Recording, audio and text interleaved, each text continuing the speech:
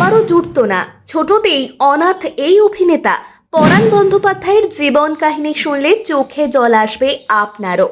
কথায় রয়েছে, কঠোর পরিশ্রম, নিষ্ঠা, সঠিক সময়ে সঠিক সিদ্ধান্তের নামই হলো সাফল্য। কেউ জীবনের প্রথমার্ধেই এই সাফল্যের স্বাদ পায়, তো কেউ আবার পড়ন্ত বেলায়। এরকমই একজন গুণী তারকা হলেন পরাণ বন্দ্যোপাধ্যায়, যার ছবি আমরা সকলেই কম বেশি দেখেছি।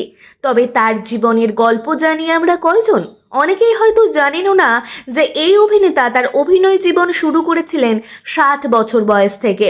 কমেডি চরিত্র হোক কি বুদ্ধিদীপ্ত মাস্টার মশাই, পরাণ বন্দ্যোপাধ্যায় সব চরিত্রেই পিকচার পারফেক্ট। মিরাক্কেলের বিচারকের আসনে বসে থাকা পরাণ বাবুর মন্তব্য ছিল ভীষণ গুরুত্বপূর্ণ। জীবনের 80টি বসন্ত পার করে গেলেও তিনি আজও চিরতরুণ। তবে বাইরে থেকে তিনি যতই হাসি খুশি থাকুন না কেন, তার ভেতরে রয়েছে এক অব্যক্ত যন্ত্রণা। প্রসঙ্গত উল্লেখ্য, 1940 সালের 18ই অক্টোবর বাংলাদেশের যশোর জেলায় জন্মগ্রহণ করেছিলেন তিনি।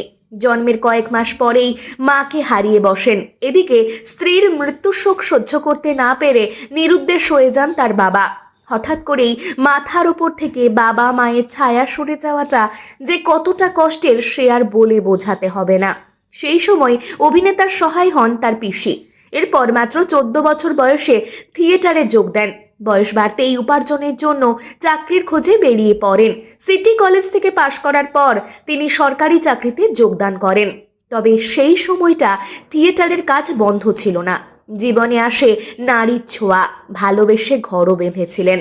তবে যেহেতু ভালোবেসে বিয়ে করার চল তখন ছিল না, তাই পরিবার থেকে আলাদা হয়ে সংসার পাততে হয়েছিল পরাণ বন্দ্যোপাধ্যায়কে। তবে থিয়েটারের নেশা এমনই ছিল যে সেই চক্করে অর্ধেক দিন কাজেই যেতে পারতেন না। সেই কারণেই মাইনেও কাটা যেত তার।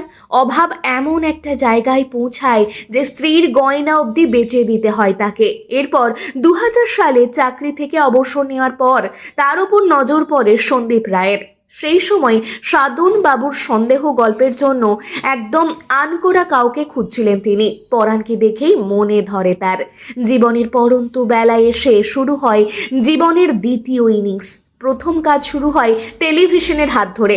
জন্মভূমি নামক একটি মেগা সিরিয়ালে তার অভিনয় সকলকে স্তব্ধ করে দেয়। তারপর তাকে আর ফিরে তাকাতে হয়নি।